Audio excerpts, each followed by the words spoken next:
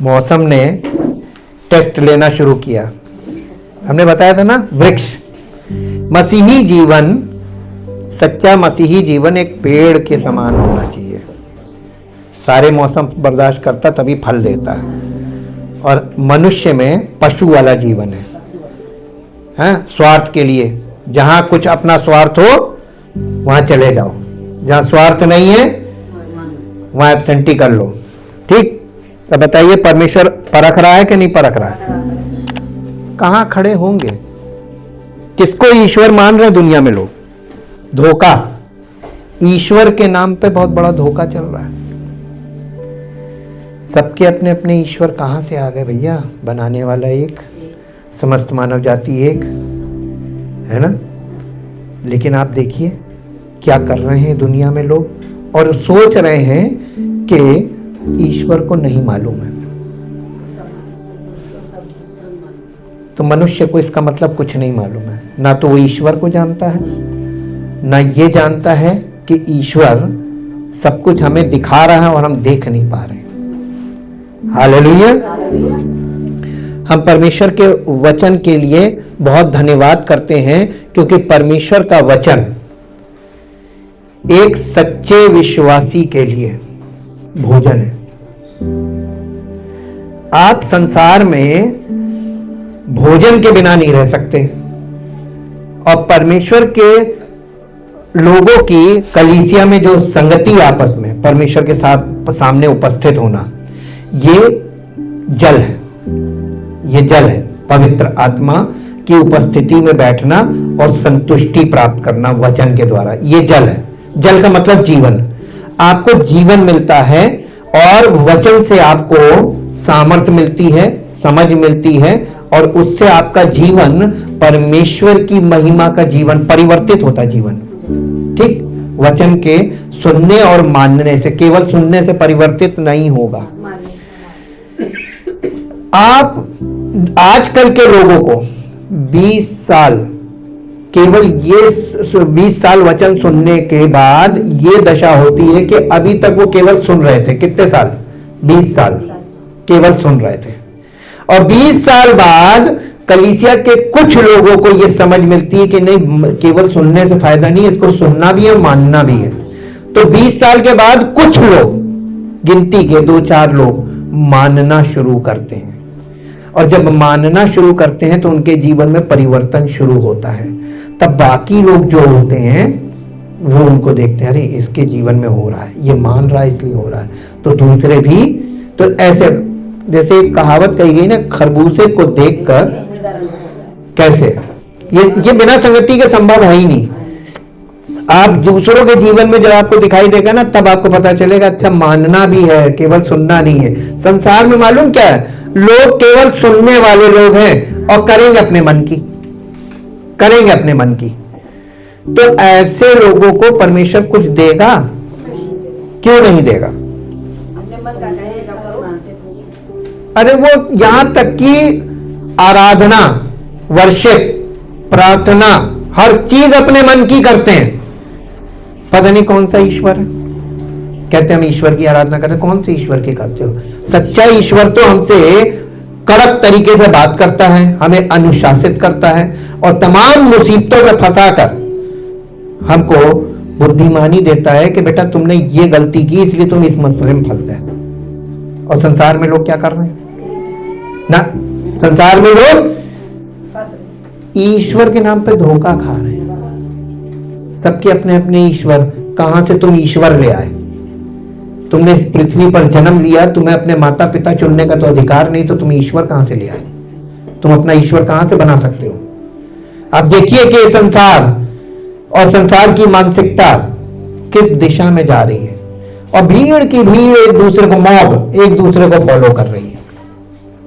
Hallelujah. Bible में अभी तक आपने उद्धार के बारे में हमने जो आपको बताया, परमेश्वर ने इजराइलियों को मिस्र की गुलामी में से निकाला था, छुड़ाया था। ठीक, गुलामी में से छुड़ाया था।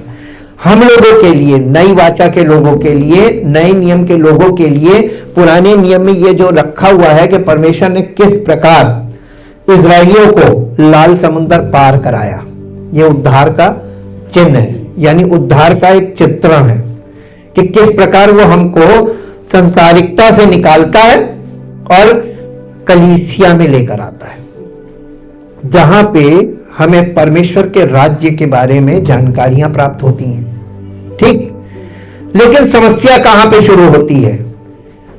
जब वो लाल समुंदर पार कराता है गुलामी के बाद, और जब पवित्र आत्मा के नेतृत्व में हमको चलना पड़ता है, तब एक एक व्यक्ति का अलग अलग चीज निकलकर सामने आती है। कोई चलना नहीं मांगता है, कोई कुड़कुड़ाता। आपको कलीसिया में देखिए, जो लाल समुंदर पार के बाद जो जंगल का सफर है, ये आज कलीसियाओं में लोगों की मनोदशा को दिखाता है। कोई कुड़कुड़ा रहा है कि देखो हम तो आते हैं, हम तो परमेश्वर को भेंट भी देते हैं, हम तो, तुम सब कुछ करते हो, दिखावे के लिए करते हो। तुमने देखिए, परमेश्वर को आप जो भेंट देते हैं, इसका ताना क्यों मारते हैं कि हम परमेश्वर को भेंट देते हैं? आपने अपने पास से दिया है कि परमेश्वर ने आप पर अनुग्रह किया और आपको इस योग्य किया कि आपके पास इनकम आई, तब आपने दिया। तो आपने उसके दिए में से दिया, तो फिर ताना किस बात का कि हम देते हैं? गिविंग को लेकर लोगों के पास घमंड भी है और उल्हाना भी देते, परमेश्वर को उल्हाना देते हैं, देख हम दे रहे हैं। और परमेश्वर इस बात से बहुत चिढ़ता है कि तुम हमको, अगर मैं अपना अनुग्रह का हाथ हटा लूं फिर दे के दिखाओ, देना भारी पड़ जाएगा। आपको परमेश्वर को भेंट देना कब भारी लगता है? जब परमेश्वर का अनुग्रह आप पे से हट जाता है और आपकी पूर्ति नहीं होती और उसमें से आपको इच्छा करती कि मैं परमेश्वर को दूं, आपको गिविंग भारी पड़ने लगेगी। हाँ के ना? अगर देने में मन कोढ़े तो समझ जाना कि परमेश्वर का अनुग्रह तुम पर नहीं है, और अगर देने में आनंद आए तो समझ जाना परमेश्वर का अनुग्रह तुम पर है। हम आपको बहुत बहुत हल्की हल्की बातें बता रहे हैं, आप आसानी से समझ सकते हैं। अब आप देखिए कि वो गुलामी थी, उसको इंग्लिश में बोलते हैं स्लेवरी, गुलामी।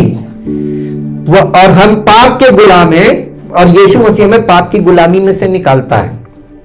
ठीक वैसे ही जैसे इजराइलियों को मिस्र की गुलामी से निकाला था, वैसे ही हम लोगों को, नई वाचा के लोगों को पाप की गुलामी में से निकालता है। पहला चरण हो गया। जंगल के मार्ग में टेस्टिंग पीरियड, टेस्टिंग पीरियड में से हर एक को गुजरना। तो कलीसिया में जब आप आते हैं तब आपका टेस्टिंग पीरियड चालू होता है। अब आप ये बताइए कौन कौन टेस्टिंग पीरियड में चल रहा है? चल रहे हैं ना? चल रहे हैं। अब आपको बताएं, ये टेस्टिंग पीरियड, इसको यहीं पे रोक दीजिए। अब हम एक फेज और दिखाते हैं। बाइबल में पुराने नियम में जो इजरायली लोग थे, देखिए इजरायली लोग ऐसे ढीठ टाइप के लोग थे, और ऐसे ठीक ऐसे जैसे हम लोग हैं, एग्जैक्टली जैसे हम लोग हैं, स्वभाव में कट्टर, ढीठ, कट्टर, अपनी मान्यता के आगे परमेश्वर के वचन को एक्सेप्ट ना करना, और अगर एक्सेप्ट किया तो उसे फॉलो ना करना, दोनों बातें। परमेश्वर ने इजरायलियों को कभी भी दुश्मन से मुक्त नहीं होने दिया आज तक। आप न्यूज खोलिए, देखिए आप, रात दिन वो लगे हुए हैं, चारों तरफ दुश्मन। क्यों? अगर वो परमेश्वर के लोग हैं तो दुश्मन क्यों घेरे हुए हैं? परमेश्वर क्या कर रहा है? नए साल में नई चुनौतियों के लिए तैयार हो जाइए, पहले बता रहे हैं। इससे पहले हम आपको एक बहुत महत्वपूर्ण सूचना दे रहे हैं। एक भयानक वायरस चाइना से फिर ब्रेकआउट हो गया है। WHO ने एडवाइजरी जारी कर दी है, हमारी कंट्री ने, हमारी गवर्नमेंट ने एडवाइजरी जारी कर दी है। आपको मालूम है SOP का मतलब होता है स्टैंडर्ड ऑपरेटिंग प्रोसीजर, कि आपको जब ये होता है तो आपको करना क्या है, कि आपको अपने आप को सुरक्षित रखना है, अपने आप को बचाना है। कैसे? हाथ धोएं, मास्क का इस्तेमाल रेगुलर करें। खास तौर से आपको अगर सर्दी जुकाम बुखार है तो कलीसिया में ना आए, दूसरों को इन्फेक्शन करने के बजाय आप खुद को आइसोलेट करें। Learn the lessons. ये सब चीजें हमको सिखाने के लिए हो रही हैं, ठीक? और लोग जो नहीं मानेंगे वो इन्हीं में नाश हो जाएंगे। यानी आपको अपने माइंड को चेंज करना, अपने थॉट्स को चेंज करना है। पहले जुकाम हल्की बात थी, धीरे धीरे धीरे धीरे जो चीज बहुत हल्की मानी जाती थी वही अब बहुत भयानक हो रही है। रेस्पिरेटरी समस्या है। और अब की जो वायरस बताया जा रहा है उसमें आपको एक बार होगा, ये ज्यादातर ओल्ड एज के लोगों को होगा और बच्चों को होगा। यंग्स इसमें बच सकते हैं जिनके लंग्स स्ट्रांग है या जिनकी इम्यूनिटी स्ट्रांग है। आने वाली चीजों को पहले से संकेत प्राप्त करके और आपको एजुकेट करना, ये रिस्पॉन्सिबिलिटी है। इसलिए हम आप लोगों को गाइड कर रहे हैं। अगर आपको सर्दी जुकाम बुखार बच्चों को है तो बच्चों को घर पे रखें, ना लेकर आएं। इन्फेक्शन फैलने से रोकने का ये योगदान होता है। हमें अपने देश में हर गलत चीज को फैलने से रोकने की जिम्मेदारी है और लेनी चाहिए। कोई आपसे आके कहेगा नहीं कि आपको ये गलत है, ये मत करो। आप खुद गलत को, परमेश्वर का वचन आपको क्या दिखाता है, व्हाट इज राइट और व्हाट इज रॉन्ग। तो आपको निर्णय लेना ना, परमेश्वर आपको निर्णय कभी नहीं देगा। कभी आप ये मत सोचिएगा कि परमेश्वर आपकी जगह आपका निर्णय लेगा। परमेश्वर आपको सही भी दिखाएगा, गलत भी दिखाएगा और आप पर छोड़ देगा। डिसाइड योरसेल्फ, निर्णय आपको लेना। अगर आप गलत दिशा में बढ़ना चाहेंगे, आपने गलत डिसीजन लिया तो गलत दिशा में जाएंगे, उसका परिणाम आपको मिलेगा। और अगर आपको परमेश्वर दिखाए this is the right way और आपको लगता है कि ये परमेश्वर हमें सही और गलत इसलिए दिखा रहा है कि मैं चुनाव करूं कि ये सही है, इस दिशा में मुझे जाना चाहिए, तो मेरा निर्णय सही होगा, तो हमारी मंजिल सही होगी। हालेलुया। और उस रास्ते में जो सही आप चुनेंगे, परमेश्वर आपको सही गलत दोनों दिखाएगा। जो चुनाव आप करेंगे वो सही का अगर सही का करेंगे तो उस रास्ते में परेशानियां आएंगी, रुकावटें आएंगी और मुश्किलातें आएंगी। तो फिर आप उसमें चलेंगे कैसे, बताइए? हैं? परमेश्वर आपकी सहायता करेगा पवित्र आत्मा के द्वारा मार्गदर्शन करके, क्योंकि उस रास्ते में आप अपनी बुद्धि से नहीं चल पाएंगे और गलत रास्ता होगा। अगर आप उस तरफ चुनाव लेंगे, उसमें आप अपनी बुद्धि से चलेंगे, अपनी शक्ति से चलेंगे। आपको खुद चलने में कहे हम सक्षम है, इसमें हम चल लेंगे, इसमें नहीं चल पाएंगे, सही में नहीं चल पाएंगे, गलत में चलेंगे। यह आपका निर्णय होगा। इसके लिए परमेश्वर ने एक और टेस्टिंग बाइबल में, एक तो है स्लेवरी, मिस्र की गुलामी से उनको निकाला था, जैसे हमें पाप की गुलामी में से निकाला क्रूसिफिक्शन के द्वारा। ठीक। अब दूसरी बात है कि हम वहां से तो गुलामी, पाप से की गुलामी से छूटे, कलीसिया में आए कि नहीं आए? इसके बाद आप कहां पहुंचे? परमेश्वर के राज्य में क्यों नहीं पहुंचे? अब बीच का रास्ता आपको यह कठिन लगेगा। मसीही जीवन आपको कठिन लगेगा, मसीही जीवन की बातें आपको कठिन लगने लगेंगी। पश्चाताप कठिन लगेगा, क्षमा करना कठिन लगेगा, है ना? परमेश्वर को भेंट देना कठिन लगेगा, परमेश्वर की इच्छा और योजना को अपने जीवन में लागू करना कठिन लगेगा। हाँ कि ना? तो परमेश्वर ने एक और चीज रखी है, गुलामी से निकाला और फिर बंधुआई में भेज दिया। गुलामी और बंधुआई में अंतर है। गुलामी को कहते हैं स्लेवरी, स्लेव। आपको खरीद लिया किसी ने और खरीद कर आपको अपने कब्जे में रखा है, जब तक कि आप एक ही कीमत पे छूट सकते हैं, जब तक आपको जिसने खरीदा है उसको प्राइस पे करके कोई उससे भी शक्तिशाली आपको उससे खरीद कर छुड़ा ना ले। उसमें खरीदना भी है, छुड़ाना भी है, दो चीजें हैं।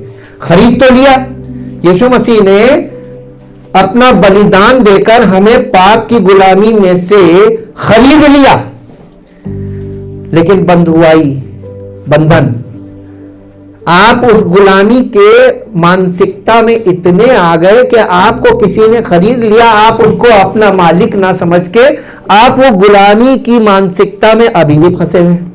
कलीसिया आज इस दशा में है और इसके लिए कैप्टिविटी वर्ड है, कैप्टिव। परमेश्वर के वचन में एक ऐसी चीज दिखाई गई, जब यीशु मसीह की वंशावली को आप पढ़ते हैं जो वंशावली आपको मिलती है मत्ती रचित सुसमाचार में, तो उस वंशावली में एक कट आता है, बीच में एक कट है, जिसके कारण वो वंशावली को आप समझ नहीं पाएंगे। और वो कट क्यों है, वहां पर आप मेरे साथ अगर चलिए और देखिए पहला अध्याय मत्ती रचित सुसमाचार का पहला अध्याय,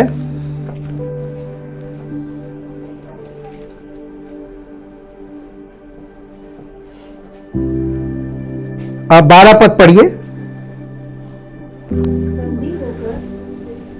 बंदी होकर बाबुल बेबीलोन पहुंचाए जाने के बाद यकुन्ना से शालतियलमल उत्पन्न हुआ। देखिए, बंदी बाबुल में बंदी बनाए, ये बीच में एक कट आया है। अब्राहम से ये वंश चला, ठीक, और अब्राहम से ये वंश यानी परमेश्वर के मसीह का वंश है। ये वहां से यीशु मसीह की वंशावली आ रही ना, मसीह की, तो मसीह का वंश अब्राहम से शुरू हुआ और बीच में इसको ये देखिए, अब्राहम के जो वंशज थे ये 400 साल तक मिस्र की गुलामी में थे। हाँ के ना? देखिए, इसमें मिस्र की गुलामी का वर्णन नहीं आया, जीनियोलॉजी में नहीं आया ना, यहां से इनको निकाल लिया गया था, परमेश्वर ने निकाल लिया था मूसा के द्वारा, और मूसा के द्वारा मिस्र की गुलामी से तो ये निकल आए।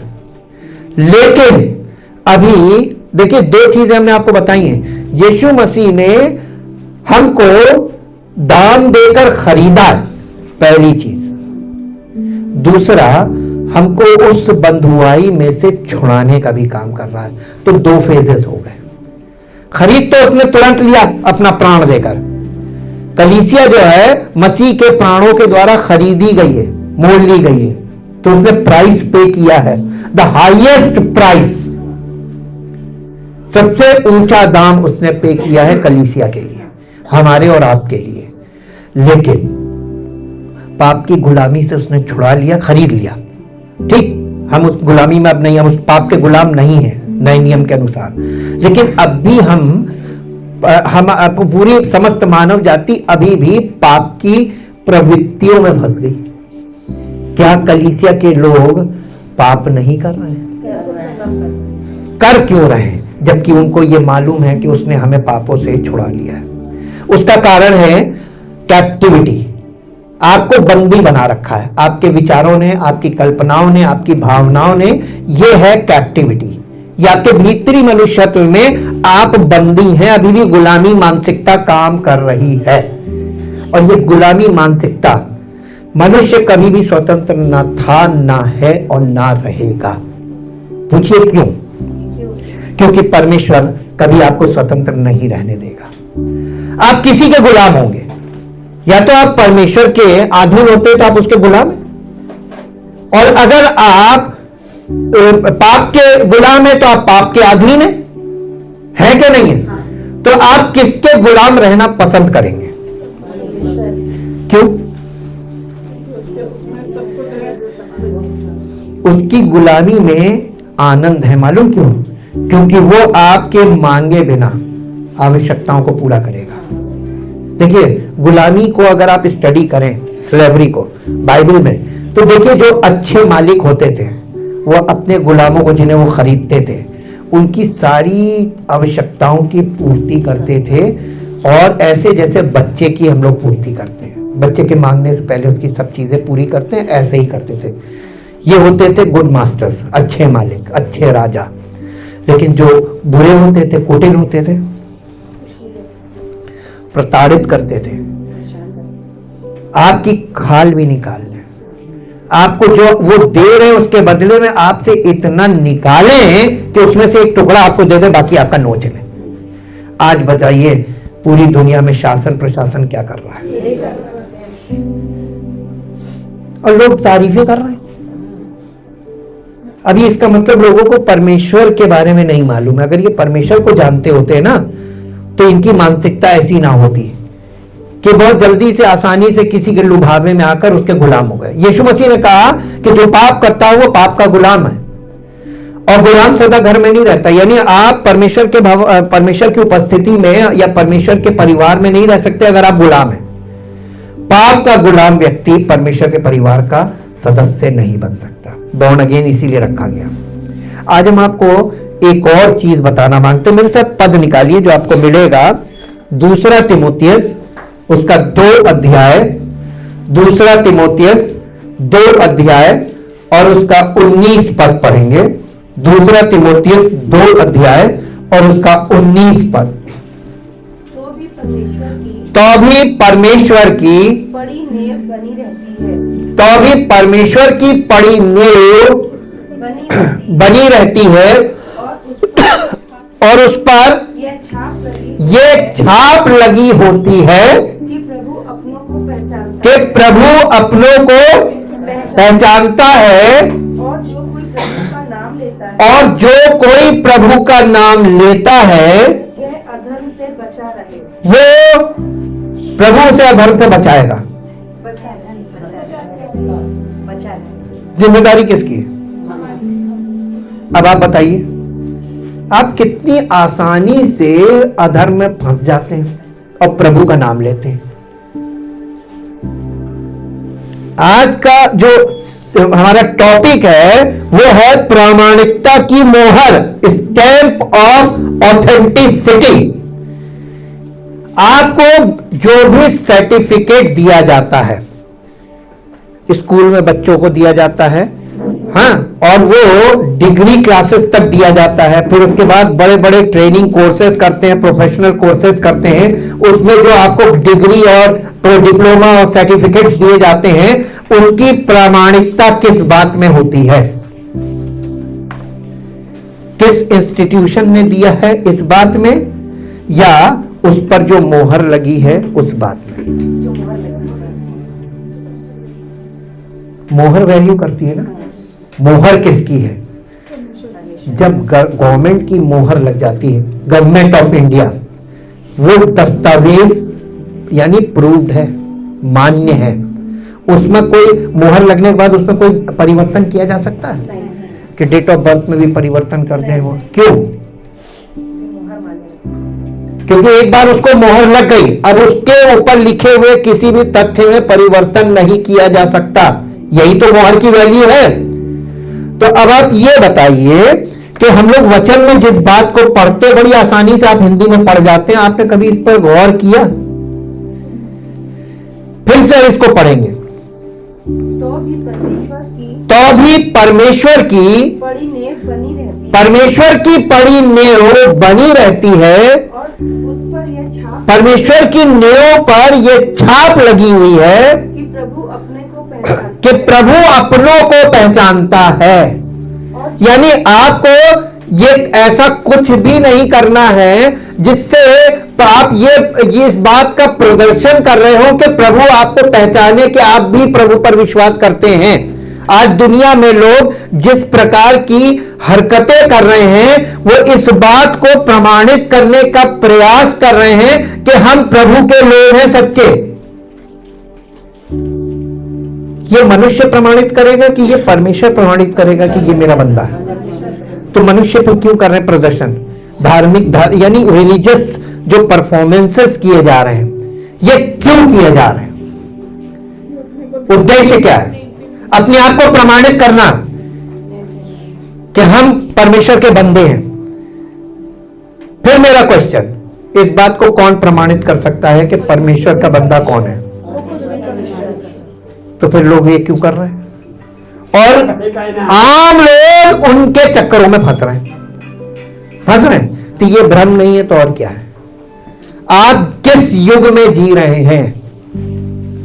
ये युग सच्चाई का युग है कि भ्रम का युग है?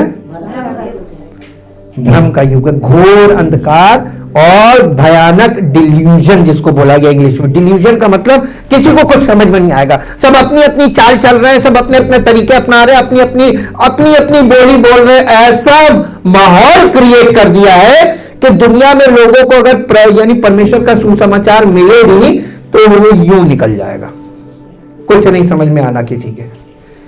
हालेलुया। यहां पर जो बात फोकस करने वाली है आज के लिए, स्टैंप ऑफ ऑथेंटिसिटी।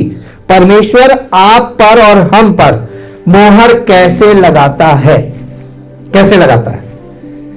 आपके दिमाग में ये रहता है ना, देखिए ऑफिस, स्टैंप लगाने का काम किसका है? ऑफिस, अधिकारी का, ठीक, मंत्रालय का काम है। आपको ये बात समझने के लिए मेरे साथ एक पद निकालिए जो आपको मिलेगा, पहला तीमुथियुस 3 अध्याय और उसका 15 पद पढ़िए। पहला तीमुथियुस 3 अध्याय का 15 पद। ये बात सत्य है कि ये बात सत्य है कि जो अध्यक्ष होने चाहते नहीं, पहला तीमुथियुस कि यदि मेरे आने में कि यदि मेरे आने में देर हो तो तो जान ले तू जान ले परमेश्वर का घर, कि परमेश्वर का घर, जो जीवते परमेश्वर की कलीसिया है, जो जीवते परमेश्वर की, लिविंग गॉड की कलीसिया परमेश्वर का घर है। और जो सत्य का खंभा और कलीसिया क्या है? पिलर ऑफ ट्रुथ, और नींव है। और सत्य की, अरे बाप रे बाप, कलीसिया कितनी महत्वपूर्ण चीज है यार। और आज लोगों ने कलीसिया को क्या बना दिया? धार्मिक स्थल बना दिया, रिलीजियस प्लेस। जबकि कलीसिया क्या है? जीवते परमेश्वर का परिवार है, घर, और सत्य का खंबा है, और नींव है। सत्य की नेव है। और अगर आप कलीसिया में आ गए तो आप सत्य की नेव में आए हैं। आपके अंदर सत्य की नेव होनी चाहिए जब आप कलीसिया का हिस्सा बनते हैं, और तब आप सत्य का स्तंभ बनते हैं। यानी दुनिया के लोग आपको कहते हैं ये सच्चा व्यक्ति, ये परमेश्वर का बंदा है, यह है सत्य के पिलर ऑफ ट्रुथ, सत्य का स्तंभ। आज लोग क्या कलीसिया में, यानी कि आज के मसीहों को आप देखिए, चैलेंज 2025 में चैलेंज बढ़ गया। आप या तो ये मत कहिए कि हम यीशु मसीह पर विश्वास करते हैं, जब तक कि आपको परमेश्वर के बारे में सत्य समझ में ना आए, जब तक आप परमेश्वर को ना जान पाए सही तरीके से, और आप परमेश्वर पर सच्चा विश्वास ना कर पाए, तब तक ये वाली बात अपने मुंह से दावे ना ठोके कि हम परमेश्वर के लोग हैं, हम मसीह में हैं और हम परमेश्वर पर भरोसा रखते हैं। क्योंकि आपके जीवन में बार बार झूठ सामने आएगा और परमेश्वर की निंदा होगी इससे, और उसका सारा गुस्सा किस पर आएगा? हाँ, रास्ता आपका चौड़ा करता जाएगा, जा बेटा अब थोड़ा सा और टहल लो। आप देखिए परमेश्वर के साथ जिसने गलत अंडरस्टैंडिंग में कुछ भी किया, उसका टाइम बढ़ा दिया उसने। अब्राहम से शुरू करके देख लीजिएगा, अब्राहम को उसने वायदा किया था और अब्राहम ने उस वायदे के आधार पर अपनी युक्ति बुद्धि लगा के कुछ किया, उसका परिणाम यह हुआ कि 25 साल बढ़ा दिए, क्या 25 साल बाद मिलेगा। आपको परमेश्वर जो इस साल देना चाह रहा है, अपनी युक्ति बुद्धि लगा के आप गड़बड़ करेंगे तो साल बढ़ जाएगा, नुकसान किसका? तो इसलिए सावधान हो जाएं, होशियार हो जाएं। युग बहुत बुरी दशा में जा रहा है, जैसा कि हमने आपको बताया ना, एक भयानक वायरस, बचेगा कोई नहीं। फिर वही है, हुक्म मानना पड़ेगा। सरकार भी कहती है हम तो एडवाइजरी देते, मानो या ना मानो, जनरल है सब। और ये दुनिया में परमेश्वर सिखा क्या रहा हमको कि बेटा देखो, तुम, लिखा है नीति वचन में लिखा है कि चतुर मनुष्य विपत्ति को आते देखकर छिप जाता है और भोला मनुष्य आगे बढ़ता जाता है और नुकसान उठाता है। अब आप उनमें से, दोनों में से एक व्यक्ति हो सकते हैं। चतुर का मतलब जो परमेश्वर के वचन के पर विश्वास करता है और उसको फॉलो करता है, वही चतुर मनुष्य है, बुद्धिमान मनुष्य है। मेरे साथ एक पद और पढ़ दीजिए जो आपको मिलेगा, गिनती की पुस्तक उसका 16 अध्याय, गिनती की पुस्तक उसका 16 अध्याय और उसका 5 पद पढ़ेंगे। फिर उसने कोरे और उसकी सारी मंडली से कहा, कोरा और उसकी सारी मंडली से कहा कि बिहान को यहोवा दिखला देगा, कि बिहान को यहोवा दिखला देगा कि उसका कौन है, कि उसका कौन है। यानी परमेश्वर का कौन है और जो परमेश्वर का नहीं है वो कौन है। परमेश्वर अपनों को पहचानता है और परमेश्वर ने अपनों पर जो उसके हैं उन पर मोहर लगा दी है, और वो मोहर क्या है? सत्य के नेव और सत्य का स्तंभ, ये नेव है। यानी ये दोनों कलीसिया को दिखाता है कि ये सच्ची कलीसिया का बंदा है और ये सच्चा बंदा है, ये मेरा बंदा है, मोहर लगाता है। कलीसिया की मोहर लगती है। आपने अब आप ध्यान दिया, प्रकाशित वाक्य में मोहर है ना, मोहर आएगी, तो वो मोहर कहां लगेगी? और आज लोग गड़बड़ सब कहां कर रहे हैं? तो किसकी? दो प्रकार की कलीसियां हैं, तो दो प्रकार की मोहर भी दिखाई गई है। एक पशु की मोहर है और एक प्रभु की मोहर है। कौन सी मोहर लग रही है आप पर? मोहर का मतलब होता है ब्रांड। आप जिस कलीसिया में बोए जाते हैं, आपका पालन पोषण वहां पर किया जाता है, और हर कलीसिया के मोहर अलग अलग है। आपने देखा होगा लोग कहते हैं हम तो फलानी कलीसिया के हैं, मोहर का नाम लेते हैं, है ना, ब्रांड।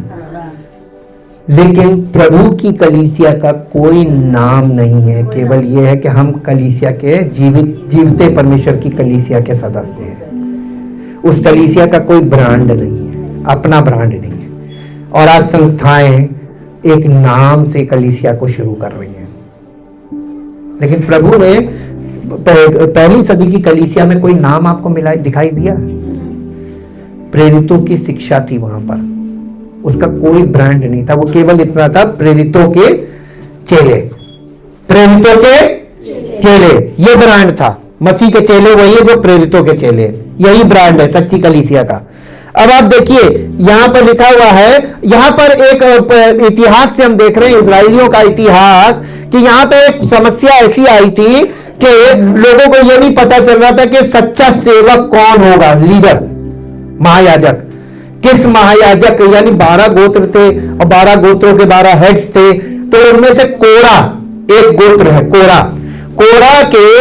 कोरा से परमेश्वर ने कहा, पढ़िए, फिर उसने कोरा और उसकी सारी मंडली से कहा। कोरा का नाम लिया, देखिए कोरा वो सेवक है जिसकी एक अपनी मंडली थी। कोरा से और उसकी सारी मंडली से कहा कि बिहान का मतलब सवेरे भोर में यहोवा दिखला देगा कि उसका कौन है और पवित्र कौन है, और उसको अपने समीप बुला लेगा। और जो परमेश्वर का नहीं है और पवित्र नहीं है, उसको परमेश्वर अपने समीप नहीं बुलाएगा। अब आप बताइए, आज मसीहत में जब लोग ये कहते हैं कि हम मसीह में हैं, हम विश्वासी हैं, है ना, और उसके बाद गलत जिंदगी जी रहे हैं, गलत काम कर रहे हैं, गलत बातें कर रहे हैं, तो नाम किसका खराब हो रहा है? तो यीशु मसीह गुस्सा किस पर होगा? उस व्यक्ति पर जो उसके नाम का दुरुपयोग कर रहा है। ठीक, ये यहां पर साफ साफ बताया जा रहा है कि परमेश्वर खुद ये निर्णय लेगा कि कौन उसका है, कौन उसका नहीं है। मैं सिर्फ एक पद और निकालिए जो आपको मिलेगा, भजन संहिता 34 अध्याय 34 चैप्टर 34 अध्याय, उसका 12 से 15 तक पढ़ेंगे। वो कौन मनुष्य है जो जीवन की इच्छा रखता है और दीर्घायु चाहता है ताकि भलाई देखे। नए साल का पहला संडे है, आपके मन की बात हो गई। दीर्घायु चाहता है और ये चाहता है कि भलाई देखे जी। उसको एक काम करना पड़ेगा, अपनी जबान को बुराई से रोक रख। कितने रोक पाएंगे? जबान पर किसका काबू है? कोशिश कर सकते हैं? कोशिश कर सकते नहीं, कोशिश भी कामयाब नहीं होगी क्योंकि स्वभाव नहीं है ना। अब आपको फिर इसी से मिलता जुलता एक क्वेश्चन, परमेश्वर ने जब पवित्र आत्मा, स्वर्ग से पवित्र आत्मा उंडेला, तो पवित्र आत्मा किस भाग पर आकर ठहरा? पवित्र आत्मा जब उंडेला गया तो वो शरीर के किस भाग में आकर ठहरा? ना, टंग्स ऑफ फायर। और इसीलिए बाइबल कहती है कि जबान पर कोई इंसान काबू नहीं पा सकता, केवल वो जिसे पवित्र आत्मा से वो अभिषेक करता है, उसकी जबान पे काबू आ जाता है, नियंत्रण। हालेलुया। तो आपके जवाब ने पोल खोल दिए कि पवित्र आत्मा नहीं मिला। क्योंकि जिस दिन पवित्र आत्मा आप पर उतर जाएगा या आप पे पवित्र आत्मा का अभिषेक आप पर हो जाएगा, जबान काबू हो जाएगी। और अगर ये अनियंत्रित है, ये पक्का प्रमाण है कि पवित्र आत्मा का नियंत्रण आपके ऊपर नहीं है। और ऐसे लोग अगर कहें मैं प्रभु में हूं, मसीह में हूं, तो क्यों कर रहे हैं? वचन सुनिए, वचन को समझिए, और जब तक आप उस लेवल पे ना जाएं, अपने मुंह से ये वाली बातें मत बोलिए। ये तो वही वाली बात है ना, दावे करना, दावे करना। और आज के युग में जो मसीही लोग हैं वो दावे ज्यादा कर रहे हैं, लेकिन हैं सब झूठे। पता कैसे चलता? वचन दिखा दो। वचन तो कौन पोल खोल रहा है? वचन। ये एक ऐसी पुस्तक है कि तुम गुप्त में करोगे, ये तुम सबके सामने प्रकट कर देगी कि ये कैसा है। और वो हमको प्रकट करती है बाइबल। हम बाइबल को क्या क्लियर करेंगे? बाइबल तो हमको क्लियर कर रही है सबके सामने, यानी खोल देती है पूरा। आगे पढ़िए। अपनी जीभ को बुराई से रोक रख और अपने मुंह की चौकसी, और अपने मुंह की, आप अपनी जबान को नियंत्रित नहीं कर सकते, तो अपने मुंह की चौकसी तो कर सकते हैं ना। नहीं बोलना, मन में कोई बात आ रही है खट से बोल दो, मन में कुछ भी है फटाफट बोल दो। अरे आप पहले उस पर विचार करो कि ये अनुचित है कि उचित है। उचित बातें बोलो, अनुचित बातों को अपने अंदर रखे रहो, खत्म कर दो, मार दो। हर समय जो मन में आए बोल देना, ये मूर्खता की निशानी है। और इसीलिए परमेश्वर की उपस्थिति में बैठकर कुछ भी बोलने पर मनाही की जाती है कि पट से मत बोल देना, उतावली में मत बोलना। और ये इंसान, आज के लोग इतने भावुक हैं कि भावुकता में वो कब कहां क्या बोल दे और बाद में फिर पछताएंगे कि मैंने गलत कर दिया। बड़े बड़े वायदे कर लेना, ये भावुकता है। सोच समझ के बुद्धि का इस्तेमाल कब करेंगे? जब आपका ये जीवन नष्ट हो जाएगा, खत्म हो जाएगा, तब बुद्धि का कोई काम नहीं है। बुद्धि का काम तो अभी है ना। तो बुद्धि का काम नहीं करते हैं, भावनाओं से चलते हैं। आगे पढ़ना बेटा। कि उससे छल की बात ना निकले, अपने मुंह की चौकसी करके उससे छल की बात ना निकले। बुराई को छोड़ बुराई को छोड़ और भलाई कर, और भलाई कर। मेल को ढूंढ मेल को ढूंढ और उसी का पीछा कर। और उसका, पीछा कर। किसका? मेल मिलाप, मेल फीमेल, मेल मिलाप, मेल मिलाप। तो आपको जीवन में बार बार मसले आएंगे, टकराव की स्थितियां बनेंगी। क्या करना क्या है? हल। आप बैठकर ऐसा हल करो कि मेल मिलाप रहे। मेल मिलाप ज्यादा जरूरी है कि आपका किसी ने कुछ हो गया है तो वो मुद्दा ज्यादा जरूरी है। आग ना लग जाए तब तक वो मुद्दा उठाओ। हैं? आज दुनिया में देखिए कैसी लड़ाइयां छिड़ी हुई, क्यों छिड़ी हुई है? छोटे छोटे मुद्दे आज देखिए कितने बड़े बड़े युद्ध में बदल गए।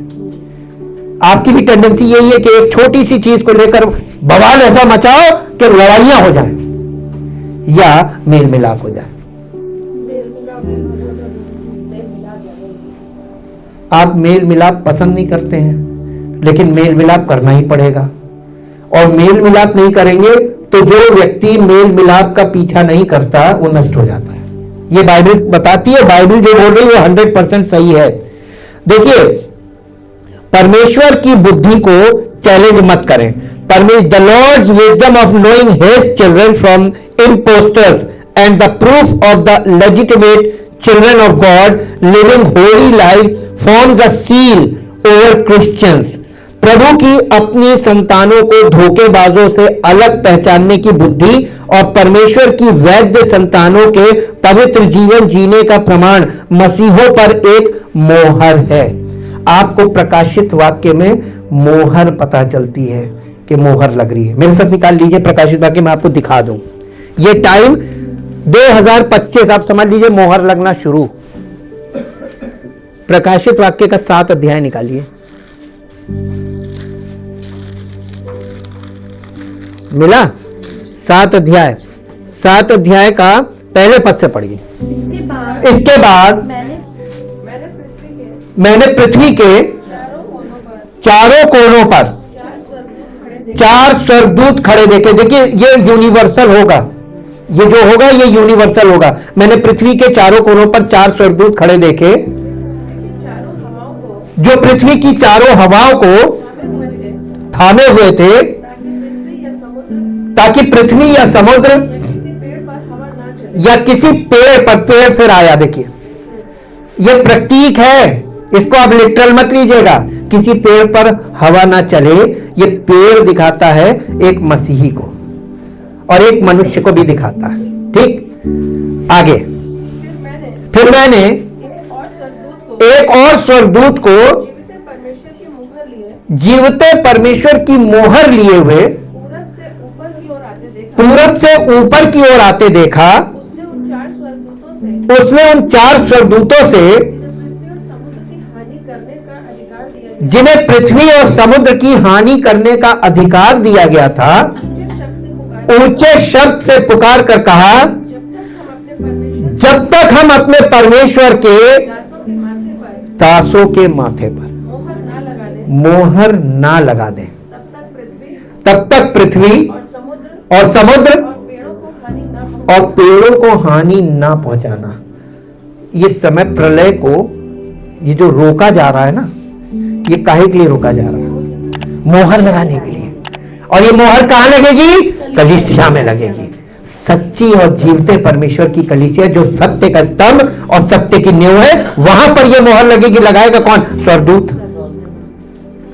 स्वर्गदूत लगाएगा। पवित्र आत्मा कलीसिया में लोगों को उस मोहर के लिए तैयार कर रहा है। आपको हमारी बात बिल्कुल नहीं समझ में आएगी अभी, क्योंकि अभी बात अधूरी है। पूरी बात समझ में आई। नहीं, अभी अधूरी है, हमने बताई नहीं पूरी, तो कहां से आ गई पूरी? अभी अधूरी है। अब इसको पूरी समझने के लिए मेरे साथ चलिए डैनियल नबी की पुस्तक, डैनियल नबी की पुस्तक। कैप्टिविटी, स्लेवरी के बाद है कैप्टिविटी।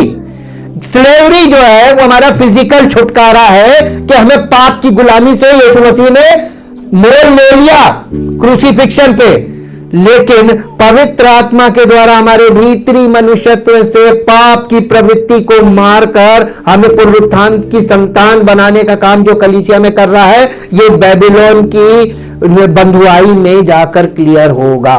ये इजराइलियों को परमेश्वर ने बिल्कुल एग्जाम्पल में रखा हुआ है।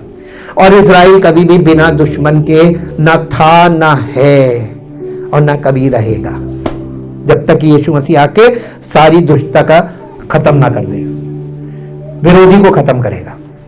अब बताइए कि आज इजराइल की दशा क्या है? 7 मोर्चों पे लड़ाई चल रही है, चारों तरफ से घिरा हुआ। 7 मोर्चों पे। अब आप फिजिकली जो देख रहे हैं, इसको स्पिरिचुअली आप देखिए कि हम एक मसीही की 7 मोर्चों पे आत्मिक जीवन में आत्मिक लड़ाई 7 मोर्चों पे है। 7, और 7 नंबर का मतलब होता है नंबर ऑफ परफेक्शन। जब तक ये 7 मोर्चे जीते नहीं जाएंगे, तब तक आप जयवंत मसीही नहीं हो सकते। हालेलुया। बिल्कुल। जो फिजिकल, देखिए पुराना नियम इजराइलियों को फिजिकली रखा है ताकि फिजिकल से हम स्पिरिचुअल देख सके। बिल्कुल सामने लिविंग एग्जांपल्स हैं, बाइबल को क्लियर कर रहे हैं, लेकिन लोगों की समझ में नहीं आ रहा है। मेरे साथ डैनियल नबी की पुस्तक में चलिए, उसका पहला अध्याय निकालिए, पहला अध्याय। और पहले अध्याय में पहले पद से पढ़िए। ऊपर हेडिंग क्या है? 4 डैनियल और उसके मित्र। हाँ मित्रों द्वारा परमेश्वर की आज्ञा हाँ, ये 4 युवक नबूकदनेस्सर की राज्य सभा में, हमारे यहां भी राज्य सभा है, अपर हाउस। ठीक, आगे। यहूदा के राजा। अब देखिए आप लोगों को एक चीज और छोटी सी क्लियर करते हैं शॉर्ट में, कि यहूदा और यरूशलेम, आपको ये भविष्यवक्ताओं में बहुत मिलेगा, यहूदा और यरूशलेम के घरानों से कहे। यहूदा में, यहूदा जो था, ये इजराइल का राज्य 2 भागों में बट गया था। एक उत्तरी इजराइल, नॉर्दर्न इजराइल, और सदर्न इजराइल, उत्तर और दक्षिण में 2 भागों में बट गया था इजराइल द नेशन। और इसमें 10 गोत्र के लोग एक भाग में थे और 2 गोत्र के लोग एक भाग में थे। जो 2 गोत्र के लोग थे, ये राजाओं का गोत्र था, ये यहूदा का गोत्र जिसे बोलते हैं, और ये 2 भाग में थे, ये थे ईस्टर्न पार्ट में। सदर्न पार्ट में जो 10 जनजातियां थी, 10 गोत्र थे, गोत्र का मतलब जनजातियां, ये 10 गोत्र के लोग एक भाग में थे। अब ये जो यहूदा, ये नबूकदनेस्सर है, ये बगल ही में है इराक, ये उसका बादशाह है और इसका शासन बहुत ज्यादा था। और इसने क्या किया, ये इसका शासन बढ़ता रहा और ये मजबूत हो गया, इतना मजबूत हो गया, इतना मजबूत हो गया कि इसने इजराइल पर अटैक मारा और वहां से जो वो मंदिर था, मंदिर के सारे पात्रों को ले जाकर अपने, ये यहूदियों का मंदिर था, सुलेमान का मंदिर, उसके सारे पात्रों को, यानी वो जो भेंट की रोटी की मेज थी, दीपदान था, ये सब चीजें, वाचा का संदूक, इन्हें ले जाके अपने मंदिर में रख दिया। और वहां से इन्हें जवान लड़कों को पकड़ा, क्योंकि ये रॉयल ब्लड थे, इनको पकड़ा, उनमें से ये लड़कों का है। अब ये authenticity, the stamp of authenticity, यानी परमेश्वर हमारे जीवन में इस बात को साबित करेगा कि हम उसके हैं। इसको कैसे साबित करेगा, उसमें हमारा क्या रोल होगा। एक मसीही का, आजकल के मसीही मालूम क्या है, अब प्रभु जाने, अब देखो हम प्रार्थना, ये मसीही नहीं, हो ही नहीं सकते, नेवर नेवर। ये बाइबल के अनुसार मसीही नहीं है, ये मसीही होने का दावा कर रहे हैं, लेकिन ये है नहीं। ऑथेंटिसिटी, स्टैंप ऑफ, आप कोई प्रोडक्ट खरीदते हैं, आप उस प्रोडक्ट की ऑथेंटिसिटी जरूर चेक करते हैं, और नहीं चेक करते तो आप मूर्ख। आपको कोई असली की जगह नकली पकड़ा दे, आजकल हर चीज की डुप्लीकेसी है ना, हर चीज की डुप्लीकेसी है। आपको इतनी डुप्लीकेसी मिलेगी कि आपको देखने में तो असली लगेगा, लेकिन होगा वो नकली। पता कब चलेगा, जब आप उसका इस्तेमाल करेंगे, है ना। जब प्रभु आपको बुलाहट देगा और आप अगर सच्चे नहीं हैं तो उसकी बुलाहट आप एक्सेप्ट नहीं कर पाएंगे। हालेलुया। जब आपको उसकी महिमा करनी है, वो कठिन पार्ट होगा जहां पे वो खड़ा करेगा। आगे पढ़िए, चलिए। यहूदा के राजा यहोयाकीम के राज्य के तीसरे वर्ष में बाबुल के राजा नबूकदनेस्सर ने यरूशलेम पर चढ़ाई करके उसको घेर लिया। तब परमेश्वर ने यहूदा के राजा यहोयाकीम को परमेश्वर के भवन के कई पात्रों सहित, किसके हाथ में, नबूकदनेस्सर के हाथ में कर दिया। किसने किया है, परमेश्वर ने किया ना। क्यों किया? आप जब ये कहते हैं ना कि मैं प्रभु का हूं, एक बड़ी खतरनाक बात आप बोल देते हैं। आपको पता नहीं, आपने पंगा ले लिया। आपने जैसी कहा मैं मसीही हूं, तो वो आपको दे देगा। ये नबूकदनेस्सर मालूम किसको दिखाता है, किसको दिखाता है? कोई मसीही होगा पुराना, उसको मालूम है कि ये किसका फोर शैडो है, एंटी क्राइस्ट। किसका है? और एंटी क्राइस्ट पर्सन नहीं है, एंटी क्राइस्ट किंगडम है। आंखें खोल लीजिए, 2025 आ गया है। ये 1900 वाली दशक नहीं चल रहा है कि जो बता दिया मान लिया। अब तो आपको प्रमाणित चीज चाहिए, और अगर प्रमाणित वचन नहीं है तो वो लोगों को नुकसान पहुंचाएगा। परमेश्वर का वचन कभी बदलता नहीं, पहली बात, अटल है और ये प्रूव्ड है। दूसरी बात, ये ट्रुथ है। तीसरी बात, फाउंडेशन है। तो ये फाउंडेशन सही होनी चाहिए। यीशु मसीह ने फाउंडेशन पे बोला। आगे पढ़िए।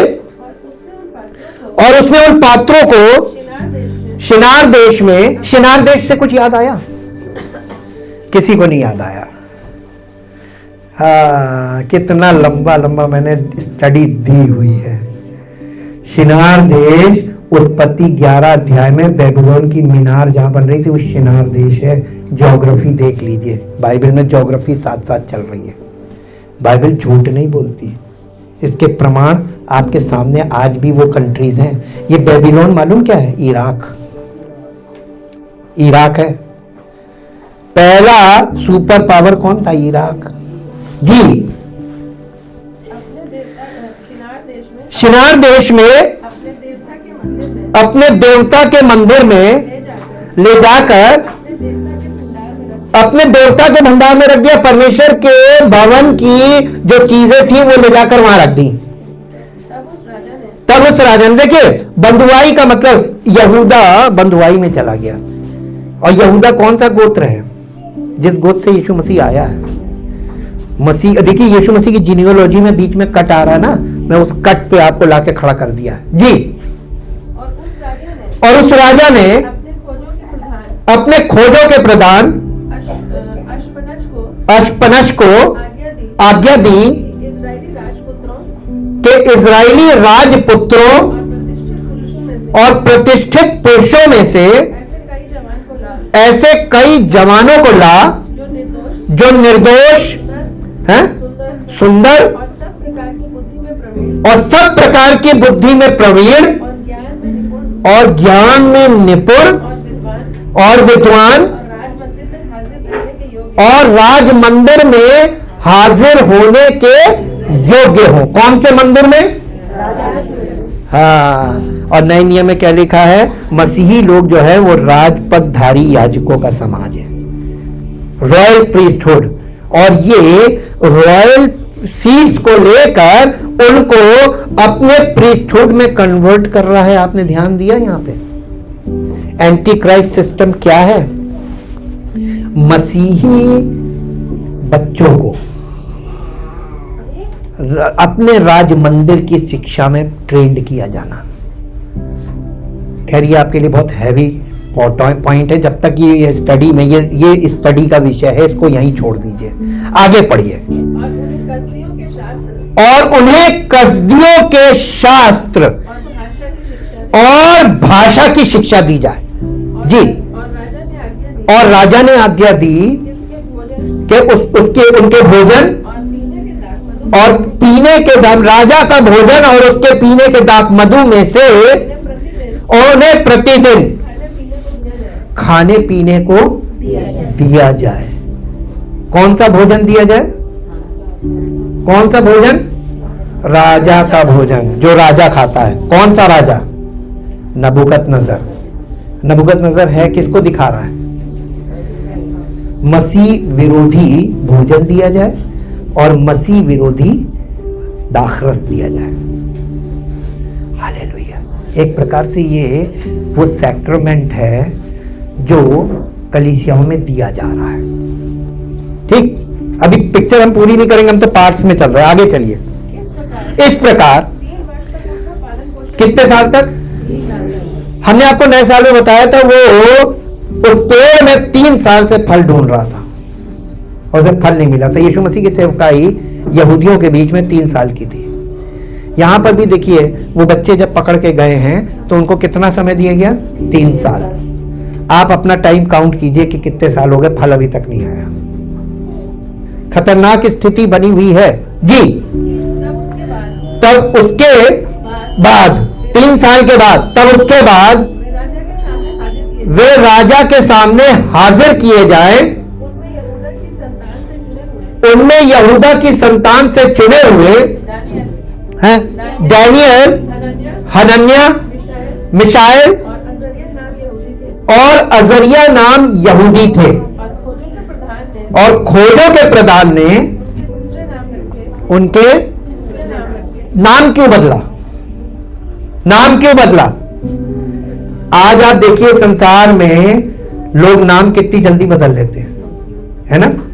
लेकिन परमेश्वर कहता है तुम नाम बदल लोगे तब भी तुम्हारी असलियत छिपेगी नहीं। डैनियल का नाम का अर्थ क्या है? और डैनियल का नाम उन्होंने बदलकर बेलशस्सर रखा। उस नाम का अर्थ ये सब मैं आपको बताऊंगा, सब आपको बताऊंगा, ये स्टडी का विषय है। लेकिन एक बात ये बता दें कि आप नाम बदलकर, आज मालूम है मसीहत में लोग नाम बदल के आ रहे हैं, आते हैं नाम बदल लेते हैं। तो नाम बदलने से क्या उनका व्यक्तित्व बदलता है, चरित्र बदलता है?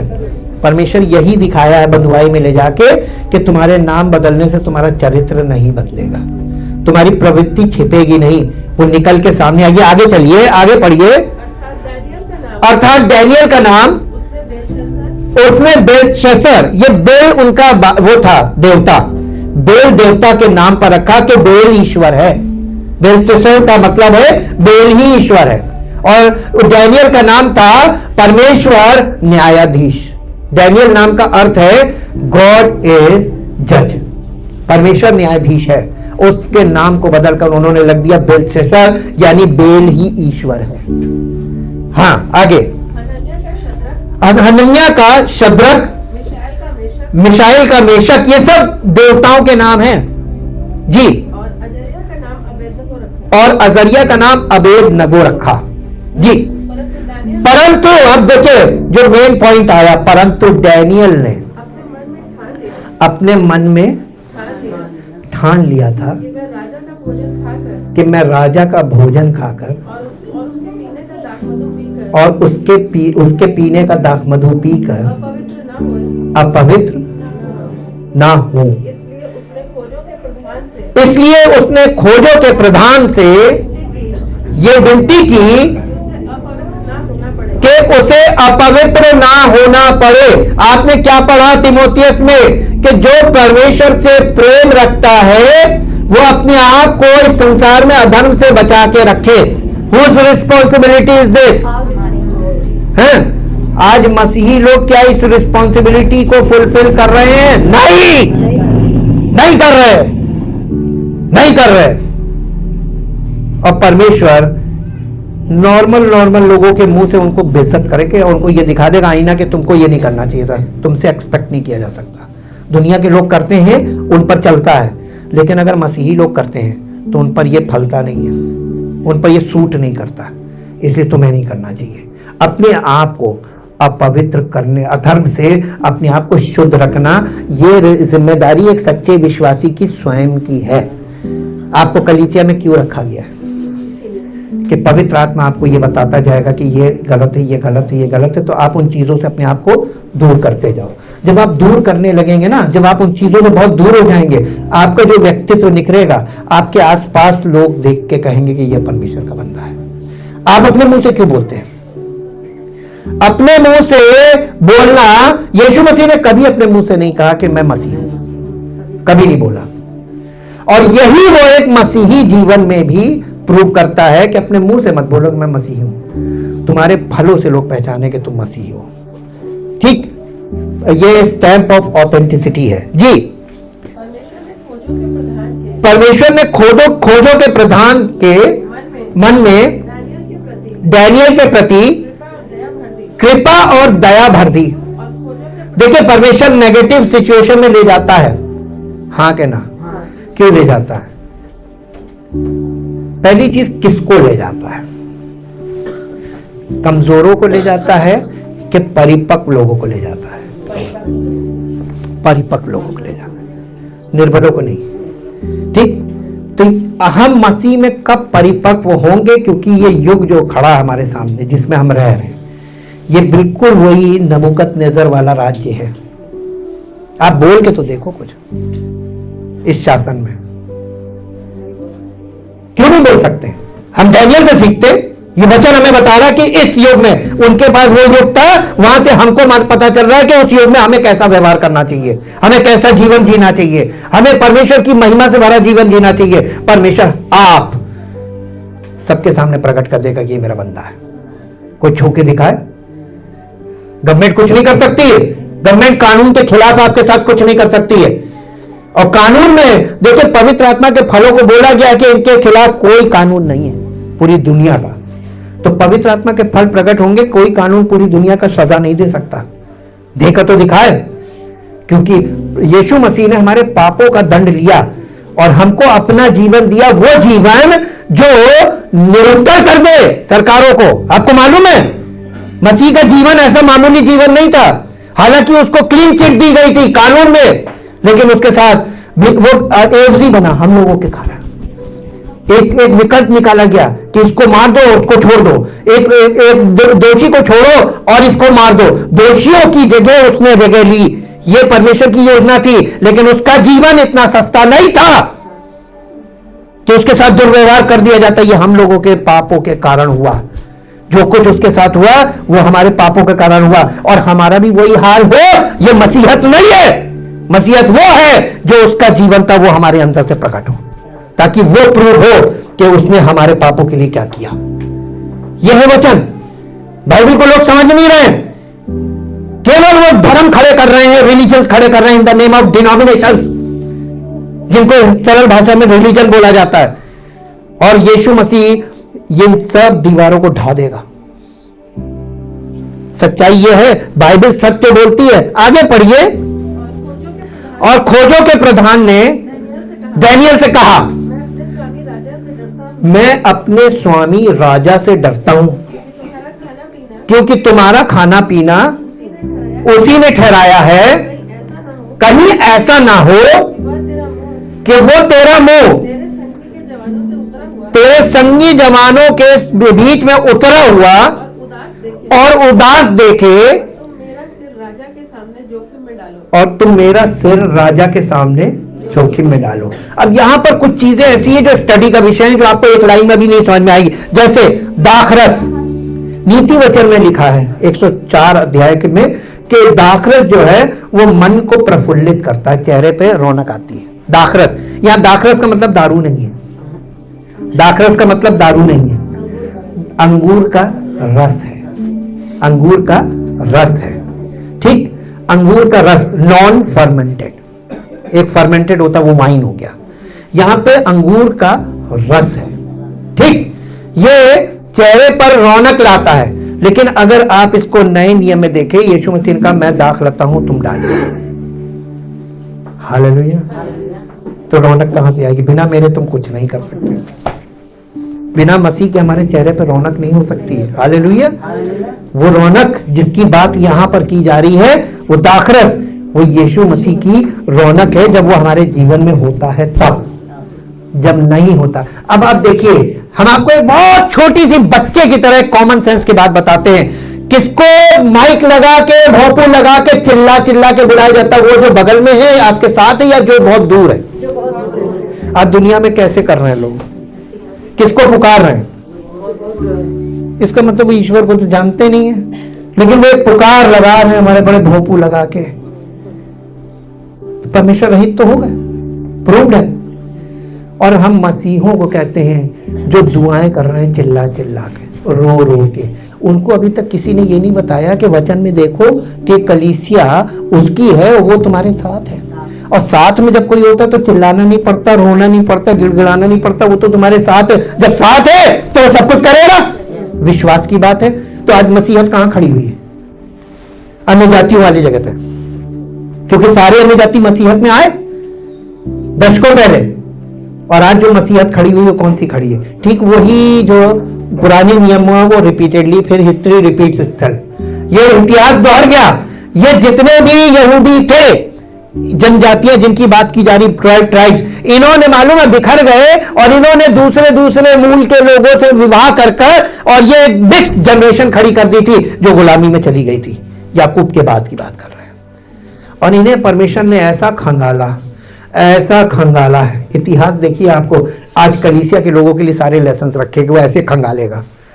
ऐसे थोड़ी ना कि कोई आके कहते हम मसीह में हैं, हम तो प्रभु में हैं, हम तो प्रभु को बहुत प्यार करते हैं, प्रभु को बहुत प्यार करते हैं, मुझे वचन के कारण फिर देखो पीछे भागते हैं, हम नहीं, हम नहीं, हम नहीं, हम नहीं, हम नहीं, हम नहीं।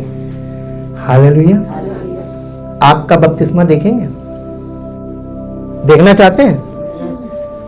पवित्र आत्मा का बपतिस्मा भी इतिहास में दिखा देंगे, और आग का बपतिस्मा भी हम इतिहास में दिखा देंगे।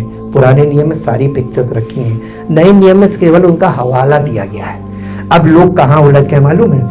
आग के बपतिस्मे को सब अपने अपने तरीके से एक्सप्लेन करने में लगे हुए हैं। अरे एक्सप्लेन मत करो, बाइबल में जाकर देख लो। आग का बपतिस्मा, शद्रक, मेशक और अबेदनगो कहां गए थे? किसने जाने दिया? ये उसकी महिमा, ऑथेंटिसिटी के लिए जाने देगा। अगर आप 2025 में ऑथेंटिसिटी सर्टिफिकेट आपको चाहिए, मोहर चाहते लग जाए कि आप प्रभु में हैं, तो आपको ऐसी ऐसी सिचुएशन में खड़ा करेगा कि आपकी घुटने कांपेंगे। मालूम क्यों? क्योंकि आप में फाउंडेशन नहीं है, इसलिए नहीं खड़ा कर रहा है, इसलिए नहीं खड़ा कर रहा है। आपको वो टेस्टिंग, जो फाइनल टेस्टिंग है, उसके लिए आप अभी तैयार नहीं है। पवित्र आत्मा के द्वारा वो आपको उसी चीज के लिए तैयार कर रहा है कि जब ऐसी नौबत आए तो शद्रक मेशक अबेदनगो के साथ आग के भट्टे में कौन टहल रहा था? आग का बपतिस्मा यही है। मसीह के साथ भयानक सिचुएशन में मसीह आपके साथ होगा। क्या हम उसी युग में हैं कि नहीं है? लेकिन अभी हम उसे योग्य नहीं है ना? हम उसी योग, तो बाइबल स्टडी काहे के लिए रखी गई है? इंपॉर्टेंस आपको समझ में आनी चाहिए। कलीसिया की इंपॉर्टेंस, वचन की इंपॉर्टेंस, स्टडी की इंपॉर्टेंस, ये आपके आध्यात्मिक जीवन के लिए अनिवार्य, अति अनिवार्य है। इसके बिना आप मसीह में आप झूठा दावा करते रहेंगे और आपकी जिंदगी फेल कर देगा। वो टेस्ट पे रखेगा, हटाओ। एक कार का वो होता है, मैन्युफैक्चरिंग होती है, मार्केट में उतरती है, उसके नाम पे इतने लाख की है और उसमें ये खूबियां है। भैया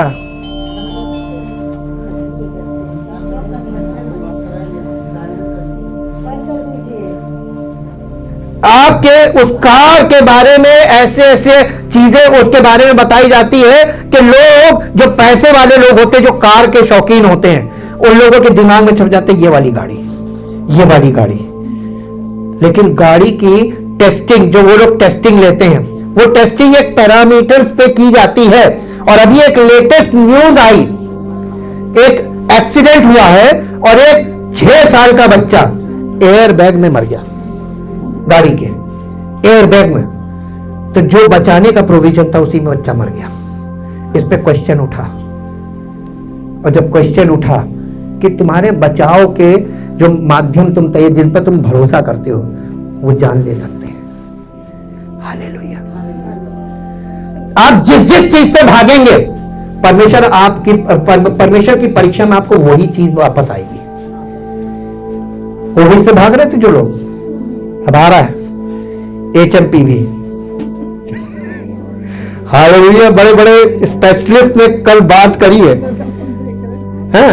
और इसके लिए एडवाइजरीज आ गई, मेडिकल्स में सबको बताया जा रहा है। हालांकि डरने की बात नहीं है, डरने की बात किसको नहीं है? जो समझदार लोग होते हैं ना, प्रिकॉशंस को लेते हैं, उनके लिए डरने की बात नहीं है। लेकिन बाकी लोग जो प्रिकॉशन नहीं लेते हैं, समझदार नहीं है, नहीं डरना चाहिए। वायरस, आप लोग अभी वायरस को बहुत कुछ समझते नहीं है। वायरस क्या चीज है ये तो मेडिकल वालों से पूछिए। सार्स 1 था, सार्स 2 था, से कोविड-19 हुआ, अब सार्स 3 से आगे जा रहा है। इस पे सब एक्सपर्ट्स बैठकर बात कर रहे थे।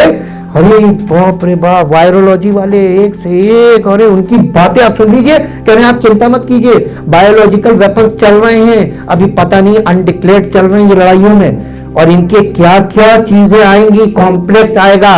अब आप तैयार हो जाइए 2025। इसीलिए मैंने ऑथेंटिसिटी की बात की है, प्रामाणिकता की। क्या आप हैं? प्रमाणित होना चाहते हैं? हैं तो नहीं प्रमाणित होना चाहते हैं? पक्का?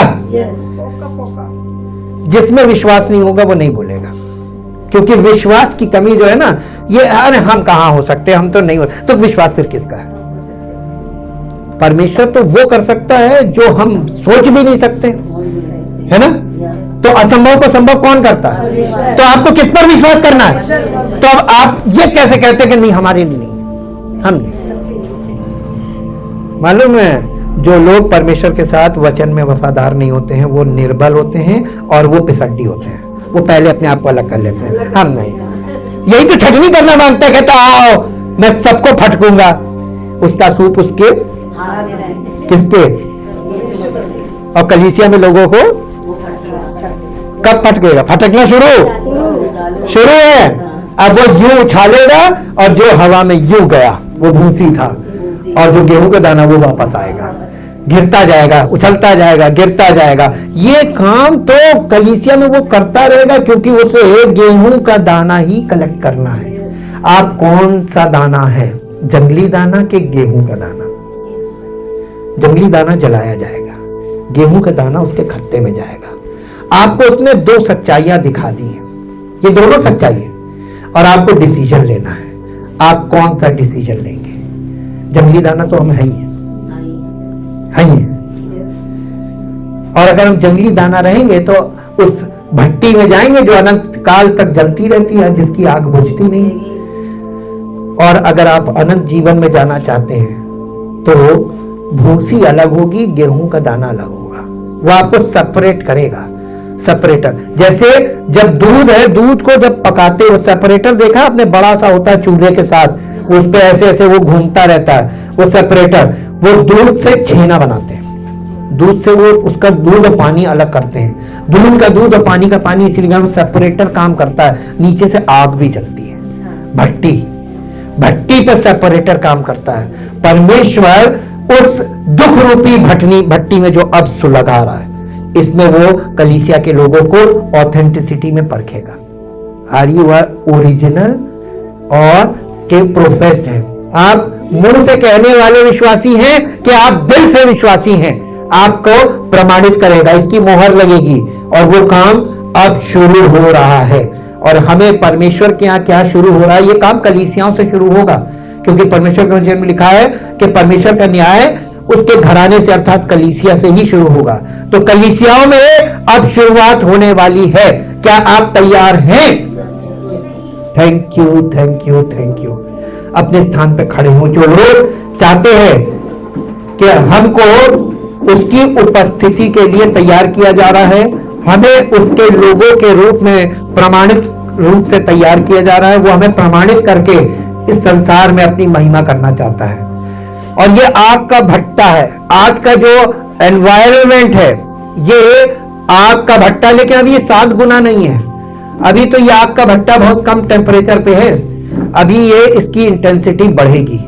क्या आप मसीह में इस योग्य ठहर पाएंगे कि वो जब 7 गुना बढ़े तब आप उस आग में मसीह आपके साथ हो, आपकी आइडेंटिटी हो। आपका बपतिस्मे का मतलब होता है किसी चीज में अंदर, पानी के अंदर डूब जाना, किसी चीज में आग के अंदर डूब गए तो आग का बपतिस्मा। और आग के अंदर जब ये 4 लड़के थे तो इनके साथ 3 लड़के थे, चौथा यीशु मसीह इनके साथ था। और उस समय यीशु मसीह पैदा भी नहीं हुआ था। मसीह इनके साथ साथ आग में टहल रहा था, क्योंकि वो खुद एक धधकती हुई आग है। Thank you, thank you, thank you Lord. ये पवित्र अग्नि, ये पवित्र अग्नि पवित्र आत्मा के द्वारा हमारे बीच में जलाई जा रही है। जो इस अग्नि में ठहरेगा वही इस संसार के आज के वातावरण में जो आगे और भयानक होता जाएगा, इसमें स्थिर रहकर उसकी महिमा का कारण बनेगा। Thank you Lord, thank you Lord. जीवित और महान समर्थी परमेश्वर, आपका हृदय से धन्यवाद करते हैं प्रभु। आज इस कड़ाके की ठंड में भी लोगों ने प्रभु इनिशिएटिव लिया और आपकी उपस्थिति में आए। आपका अनुग्रह उन पर हो। जो आना चाहते थे नहीं आ पाए, प्रभु आपका अनुग्रह उन पर भी हो। और जो किसी कारणवश नहीं आ सके, आपका अनुग्रह उन पर भी हो। प्रभु हम आपको अपने बीच उपस्थित जानकर आपसे विनती करते हैं आपकी उपस्थिति में कि आपका अनुग्रह इतने सालों से बना हुआ है, इतने सालों से 2024 साल पूरे हो गए, अब 2025वां साल हो गया। प्रभु हम आपके अनुग्रह के लिए बहुत धन्यवाद करते हैं, आपके प्रेम के लिए बहुत धन्यवाद करते हैं। आपसे विनती करते प्रभु, ये साल आपकी उपस्थिति में आने वालों के लिए आपकी महिमा से परिपूर्ण होने का और आपकी महिमा में प्रकट होने का साल हो। प्रभु हमारे जीवन में जब टेस्टिंग्स आ रही हैं, उन टेस्टिंग्स में हम सिद्ध हो, इसलिए हमें ऐसा तैयार कीजिए। आपके पवित्र आत्मा के द्वारा, आपके वचन के द्वारा जब हमें सब चीजें बताई जाती हैं, दिखाई जाती हैं, सिखाई जाती हैं, हम उन बातों पर मन लगाएं, ध्यान दें और उस पर केंद्रित रहें, ताकि प्रभु हम आपकी सारी योजनाओं को अपने जीवन में पूरा होता हुआ देखें और हम सबका जीवन, हम सबका परिवार आपकी महिमा का कारण बने। सारी महिमा आपको मिले। इस प्रार्थना को प्रभु यीशु मसीह के पवित्र नाम से मांगते हैं, आमीन।